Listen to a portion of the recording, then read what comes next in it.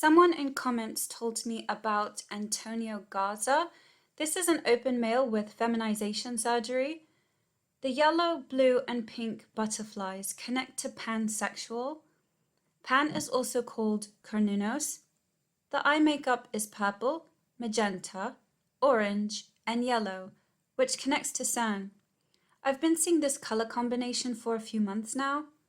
Yellow, orange, magenta, and purple. Yellow, orange, and purple background. Judy is wearing magenta lipstick and clothing. We are in the year of the rabbit. Google Doodle with the same colors. This is a collage I've made because this color palette is everywhere. And that's because they changed the frequency. Anne Hathaway is in The Witches remake. The snake wrapped around his body reminds me of Yaldabaoth. This lion-headed figure from the Mithraic Mysteries has a dubious identity. He's usually called Aeon, god of eternity, on a globe. He could also be called Zurvan, the Persian god of time. Some claim it represents Ahriman, the Zoroastrian evil one. In various Mithraic temples, there have been found representations of a monstrous figure, generally with the lion's head and a human body entwined by a snake. The lion-headed figure is the time god called Aeon by the Greeks and Zurvan in Persian literature. As far as the Persian texts are concerned, 3 different aspects of the time god must be distinguished. According to the orthodox teaching of Zarathustra, Zurvan is a creature of Ahura Mazda, the god of good. A separate Sassanid sect regarded Zurvan Arcana, infinite time, as the cause and the source of all things.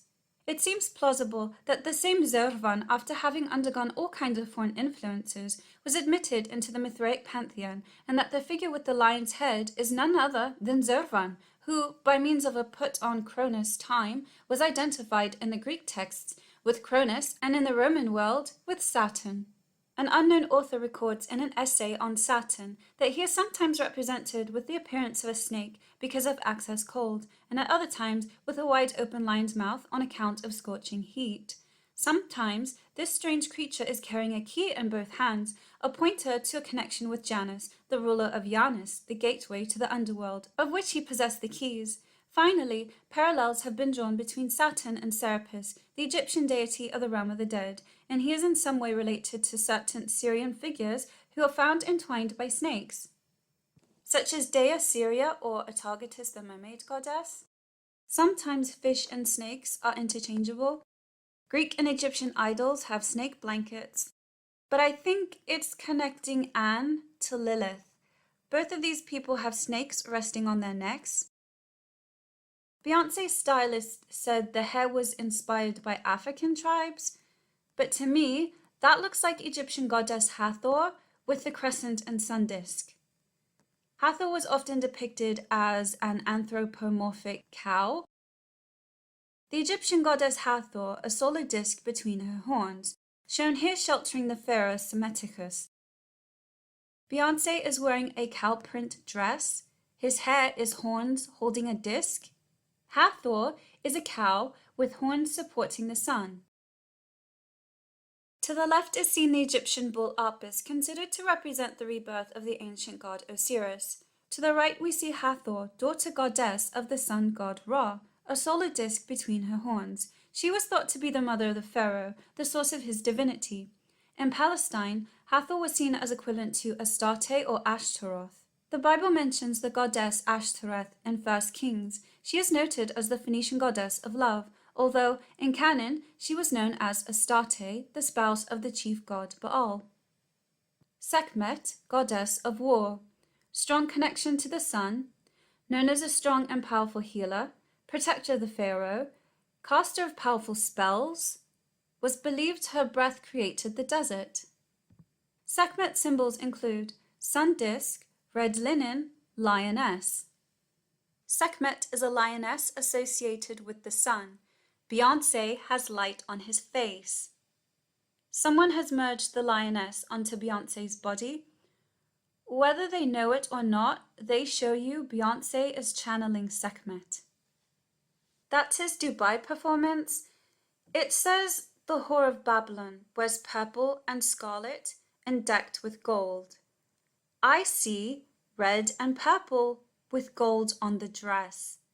I think these weird gloves represent the halo around Mary's head, and her sun symbol is on Beyoncé's head. I'm aware that some African people paint their body with ochre clay, but because of her clothing and jewelry, I think she represents red Tara. Tara appears in many aspects represented by different colors, the most famous of which are green and white. Red Tara is less famous in the West, though in the East she's widely known and worshipped. Red Tara is responsible for the so-called red magic or Vasha Karma. The function of red magic is bringing people under one's power, enchanting, bewitching, attracting, subjugating, and magnetizing them. This is the primary function of the Kurukula and hence her red color. Both have a long gold necklace that covers the breast and reaches the navel. Both have a short gold skirt, and both are wearing a flower bracelet.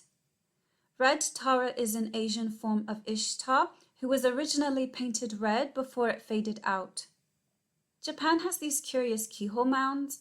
It's odd they are surrounded by water, which acts as a mirror. In the later 3rd century, many big tombs called kofun were created in Kanai, centering around Yamato, Old Nara Prefecture. There are 4 different styles of kofun: a round tomb, a square tomb, a tomb with a dome-shaped mound on a square base, and a tomb with a large keyhole shape. The large keyhole-shaped tomb is peculiar to Japan. Allegedly, Mars has a similar keyhole-shaped structure. To me, the mound looks like a helipad. That's where helicopters come in and land, so maybe the mounds are ancient tarmac. Pottery dolls called haniwa were excavated around those tombs. There were various types of haniwa, such as soldier, horse, shaman, and house. It's not clear why these dolls were set around the tombs, but it is believed that these dolls were substitutes for servants of the kings, because in the early Kofun period, when their kings passed away, king's servants were buried alive with their kings, sacrificing the souls to open the portal. The Japanese people don't give a good explanation as to why they haven't excavated these tombs. It's odd how they look like the symbol of Tanit, the portal goddess.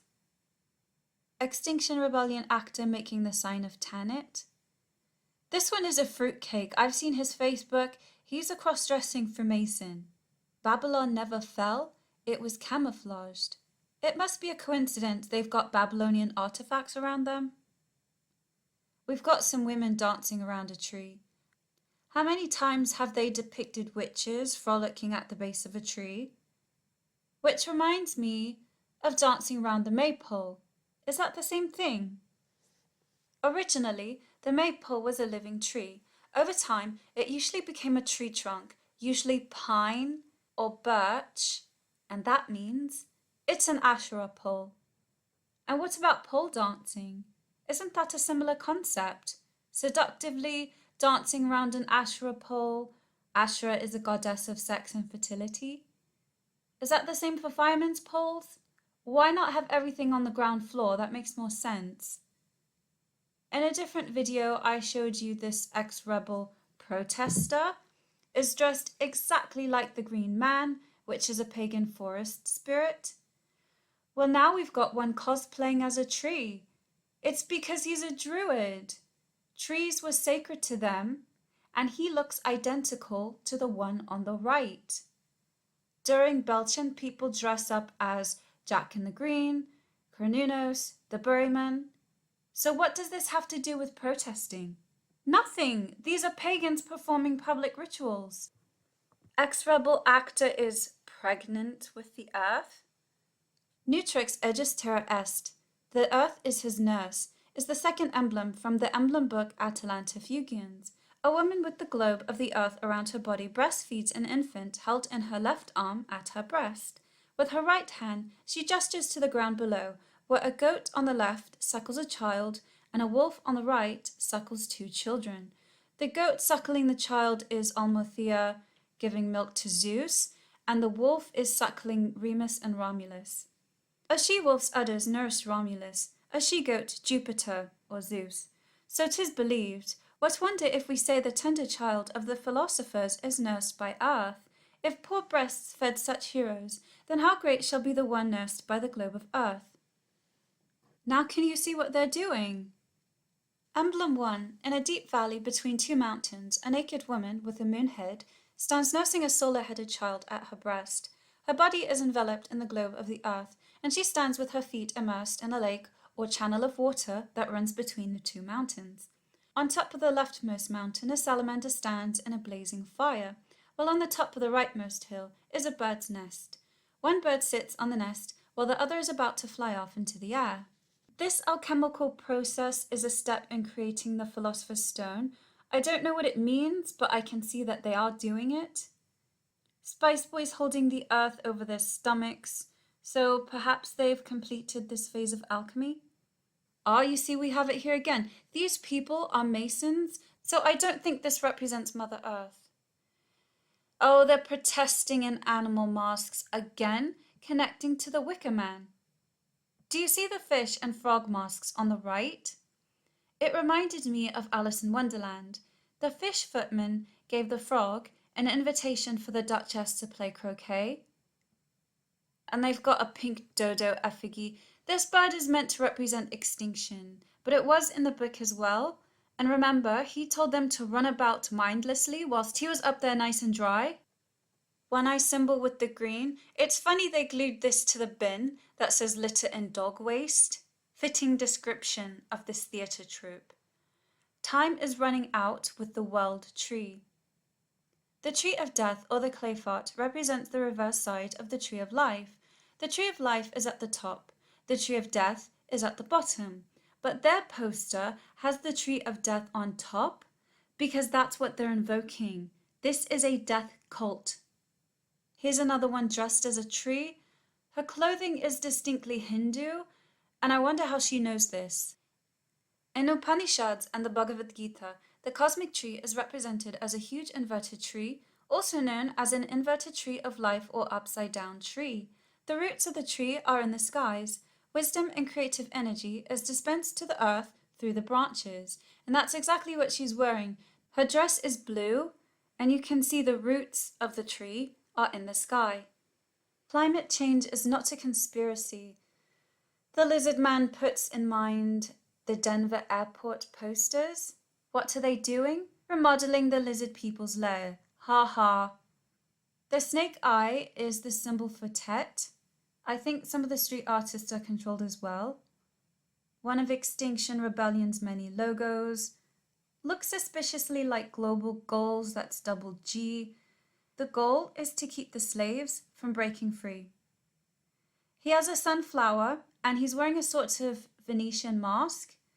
To me that looks like a Joker's hat.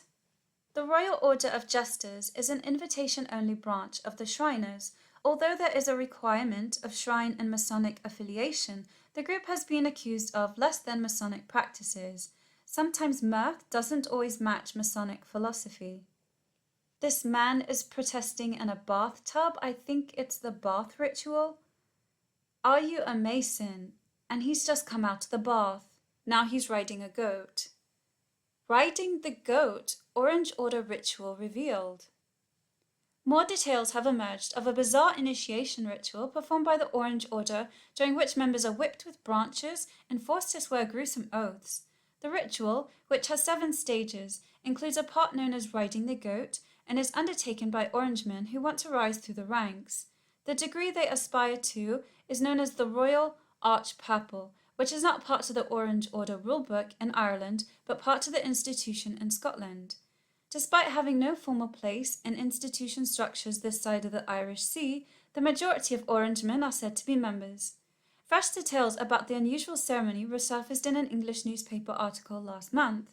While the Orange Order has declined to talk about it, more information has since emerged. Author William Brown's 2003 book, An Army with Banners, The Real Face of Orangism, lifts the lid on the Order's most closely guarded secrets. Mr. Brown says that when the Order was established in 1795, after the Battle of the Diamond, it adopted Masonic-style characteristics.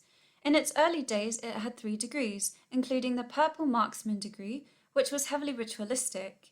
The original structure, known as the diamond system, was subsequently dropped and replaced with a new system. Despite this, many Orangemen continue to engage in Masonic-inspired rituals and seek to join the Purple Arch degree. The idea here is that the new initiate will receive enlightenment by introduction to the secret mysteries by means of a ritual that involves 7 stages: the oath, the preparation, the reception, the travel, riding the goat, the blood curse, and the enlightenment. Each stage of this occult-based neo-Masonic ritual contains gruesome and pagan elements, but its 5th stage, riding the goat, is the ritual centerpiece. This warns him of a barbarous 3-fold blood curse that will follow if he violates his oath of secrecy. The candidate is advised that the penalty for divulging secrets includes having his throat cut, tongue removed, and body buried in the sea. His heart will also be pulled out and fed to the birds and other animals.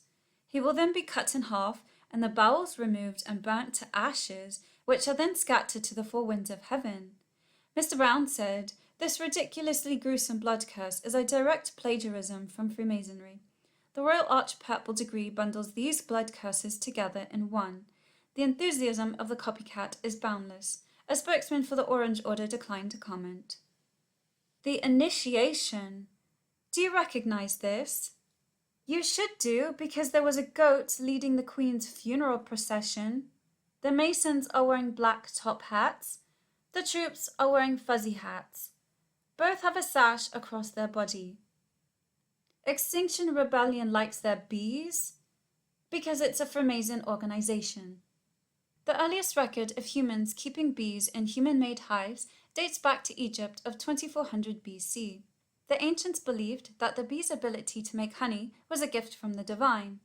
Bees who give us their sweet honey, used for food, drink, and medicine, have long been associated with goddesses all around the world. In ancient Egypt, the main temple of the goddess Neith was known as the House of the Bee. The Greeks, who only knew how to collect wild honey, inherited beekeeping from the Minoans, who worked with and honored bees since the beginning of the Neolithic era. The Great Mother Goddess was often called Melissa, meaning the queen bee or priestess. No animal is a better example of the power of community than the bee. Each bee in a hive has a specific function which she will perform even if it means giving her life for the hive. Bees communicate by dancing, and those who work with bees will find themselves drawn to the dance and rhythm. The bee's dance is in direct relation to the sun in the sky. Bees are symbolic of solar celebration. The legacy of the bee costume, Dance Moms. Honeybees have some fascinating abilities, among them being able to communicate by performing a unique dance. I can bet that their dance moves send messages to the pedophiles in the audience. Nickelodeon's Splat icon has been around since the 1990s. Do you know what it looks like? And that's interesting because the devil or Satan is called Old Nick.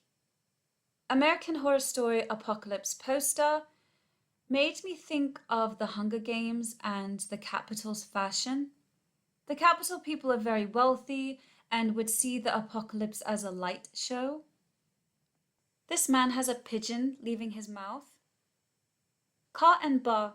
Egyptians believed everyone had a Ba and Ka. Ba is the soul. Ba was represented by a bird with a human head. Ka is the invisible twin of the person. This person's Ba has a human face. The man on the right is grey with dark eyes, so it's his soul leaving his body because it's the apocalypse and people are going to die. If Egyptians believed the Ka was the spirit and the Ba is the soul, what do you call this? Ka-Ba? A spirit soul harvester? People give their energy and devotion to this thing. Mother Mary in a shell with roses and a bee on the right. Diana of Ephesus, and her symbols are bees and roses.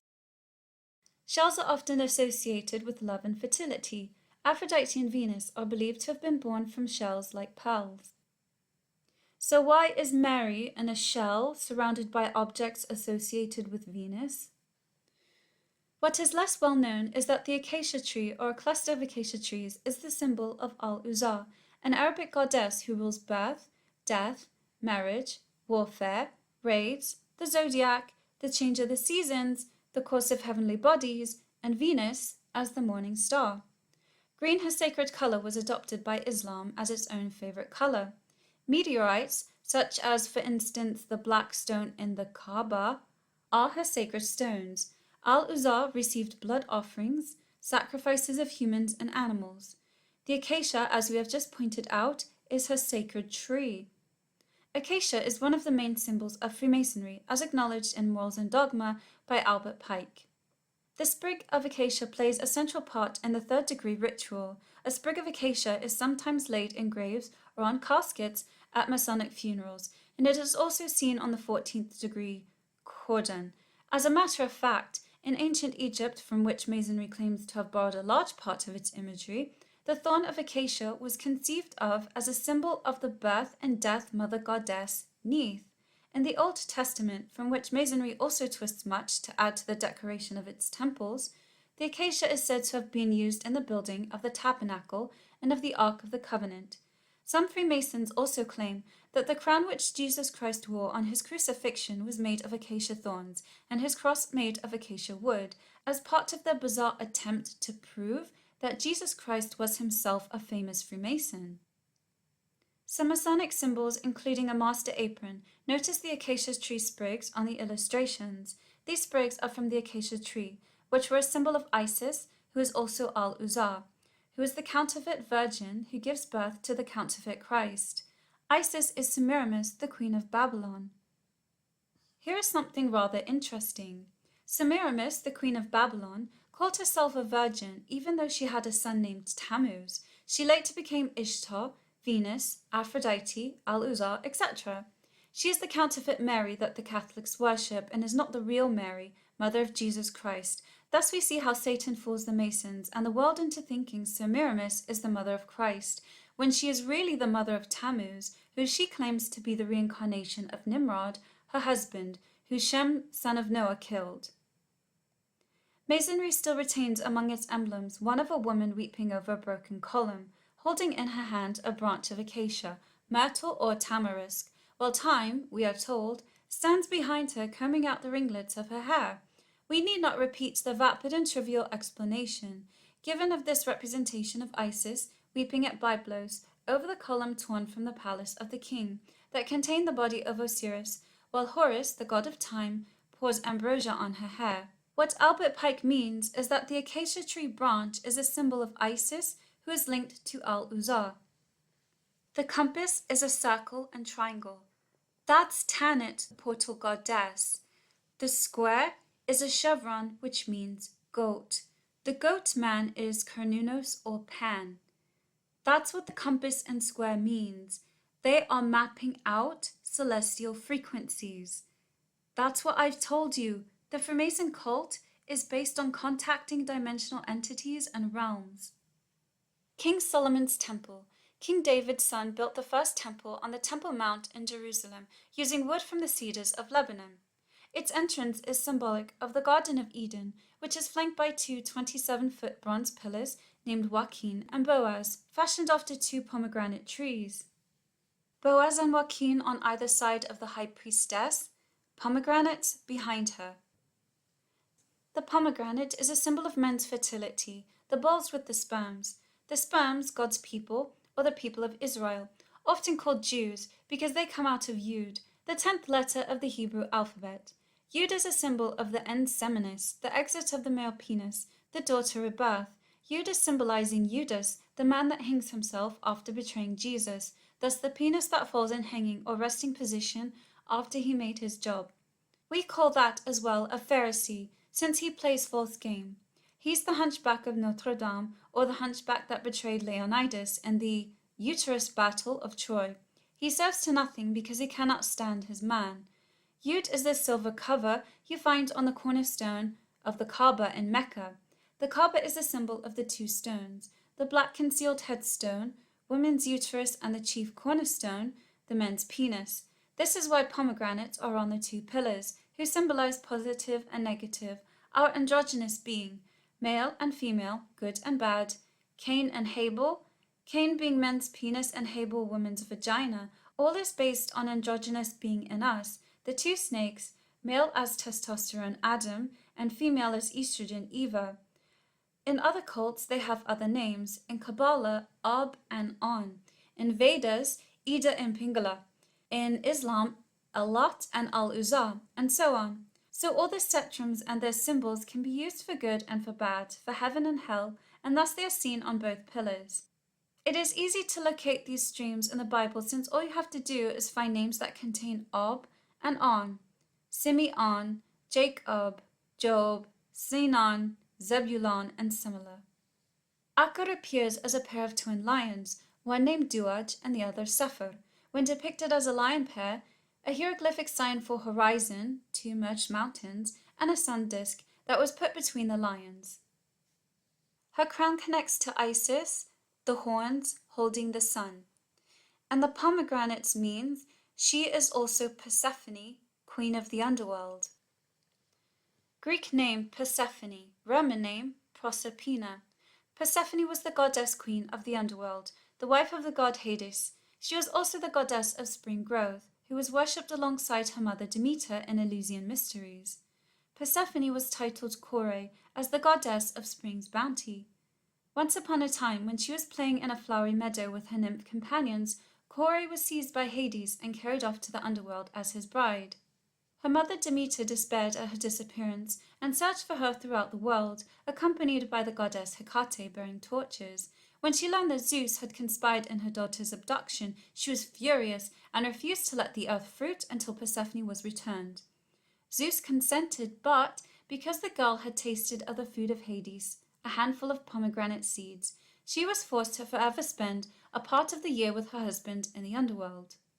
In other myths, Persephone appears exclusively as the queen of the underworld. 26 Proserpina is a main belt asteroid discovered by R. Luther on May 5, 1853. It is named after the Roman goddess Proserpina, the daughter of Ceres and the queen of the underworld. The high priestess is still worshipped today.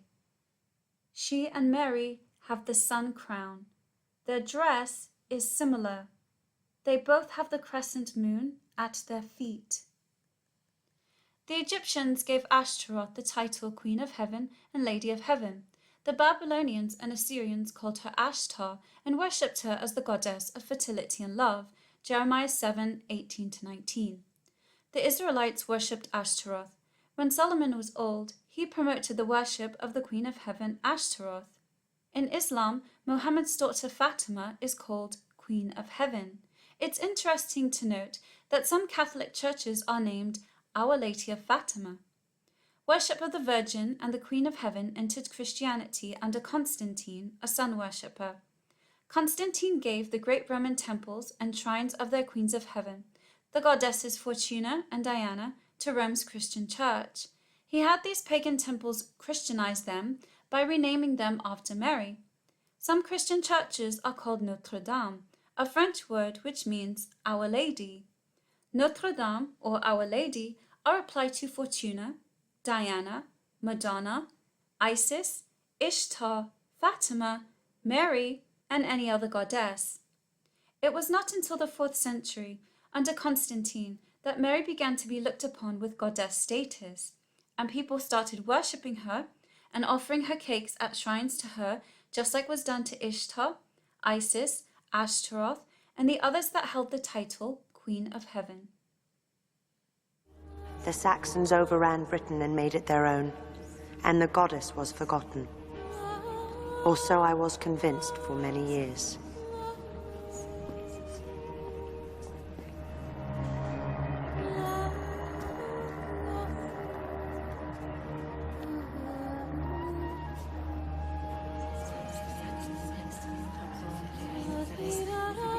Virgin Mary, Mother of God, pray for me.